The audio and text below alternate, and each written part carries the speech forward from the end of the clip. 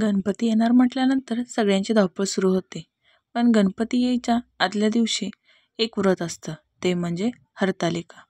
हरतालिका हे व्रत भाद्रपद महिन्यातील शुक्ल पक्षातील तृतीयेला असतं. हरतालिका हा सण नसून एक व्रत आहे. हिंदू संस्कृतीमध्ये महिलांसाठी हा अत्यंत महत्त्वाचा आणि त्यांच्या पतीच्या दीर्घायुष्यासाठी अतिशय महत्त्वाचा दिवस आहे. भारतातील महाराष्ट्रासह बिहार, राजस्थान, मध्य प्रदेश, उत्तर प्रदेश या देशांमध्ये महिला हे व्रत अतिशय उत्साहाने साजरे करतात. माता पार्वती यांनी भगवान शिव यांना पती म्हणून प्राप्त करण्यासाठी हे व्रत केले होते. आता हरतालिका म्हणजे काय असा प्रश्न पडला असेल. हरतालिका या शब्दाचा अर्थ हरित म्हणजे हरण आणि आलिका म्हणजे मैत्रीण, म्हणजेच मैत्रिणीचे हरण करणे होय. या संपूर्ण घटनेमध्ये पार्वती मातेच्या सखीचे खूप मोठे योगदान होते. म्हणूनच हरतालिकेच्या दिवशी शिव पार्वतीसोबत त्यांची सखी यांचीही पूजा केली जाते. आता हरतालिका व्रत कथा काय आहे ते पाहूया.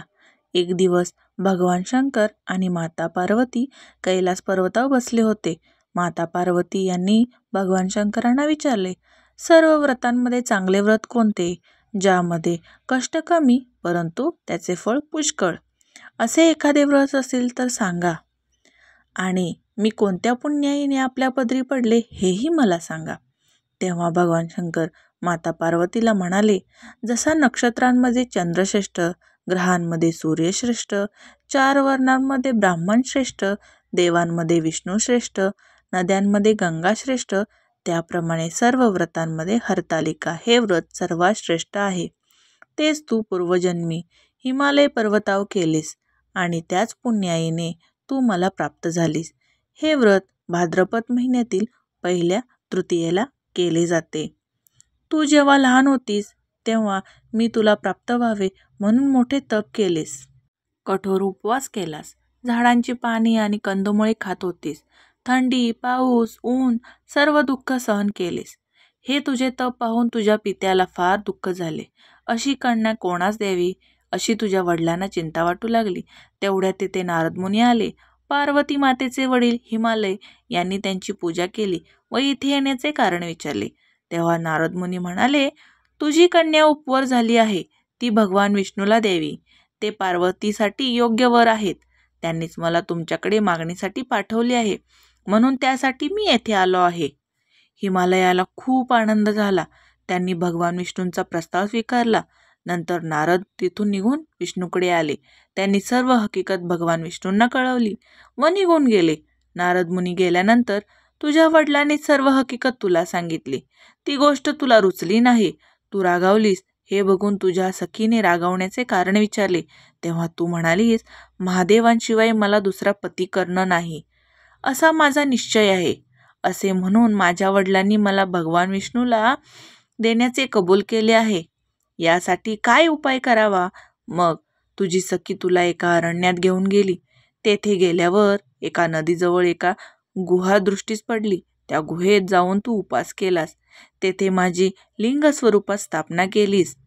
त्याची मनोभावे पूजा केलीस.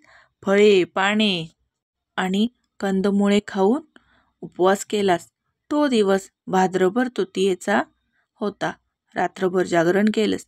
तुझ्या या उपासनेने मी प्रसन्न झालो आणि तुला दर्शन दिले. तुला वर मागण्यास सांगितला तेव्हा तू म्हणालीस, तुम्ही माझे पती व्हावे याशिवाय दुसरी इच्छा नाही. नंतर ती गोष्ट मी मान्य केली व गुप्त झालो. दुसऱ्या दिवशी त्या व्रतेचे विसर्जन करायचे होते. मैत्रिणीसह त्याचे पारण केलेस. तेवढ्यात तुझे वडील तेथे आले. त्यांनी तुला इकडे पळून येण्याचे कारण विचारले. मग तू सर्व हकीकत सांगितलीस. पुढे त्यांनी तुला मलाच देण्याचे वचन दिले आणि तुला घरी घेऊन गेले. मग काही दिवसांनी चांगला मुहूर्त पाहून मला अर्पण केले. अशी या व्रताची मनोकामना पूर्ण झाली. हरतालिकेची पूजा कशी करावी? हरतालिकेच्या दिवशी उपवास करावा. एका पटवरती वाळूची पिंड तयार करावी. त्यावर शिव, पार्वती आणि सखी यांच्या वाळूच्या प्रतिमा तयार कराव्यात. पूजेसाठी शक्यतो पांढरे वस्त्र परिधान करावेत. बेल, पुष्प, पत्री वाहून पूजा करावी. त्यानंतर हरतालिकेचे वाचन करावे. जमलेल्या सर्व सुवासिनींना हळदी कुंकू द्यावे. रात्री महादेवाचे भजन मंत्र उच्चार करून जागरण करावे.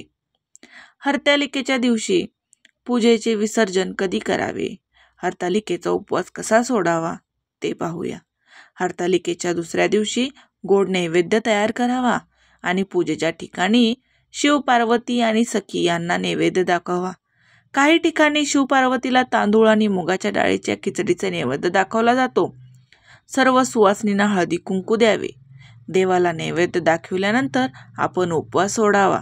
पाटावरील पूजेच्या सर्व साहित्याचे नदीमध्ये विसर्जन करावे. जसे हरतालिकेचे व्रत केल्यानंतर माता पार्वतींना भगवान शिवशंकर प्रसन्न झाले, तसेच तुम्हा आम्हाला प्रसन्न व्हावे हीच ईश्वरचरणी प्रार्थना. तुम्हाला जर माझे व्हिडिओ आवडत असतील तर माझ्या चॅनेलला लाईक शेअर आणि सबस्क्राईब करायला विसरू नका. धन्यवाद.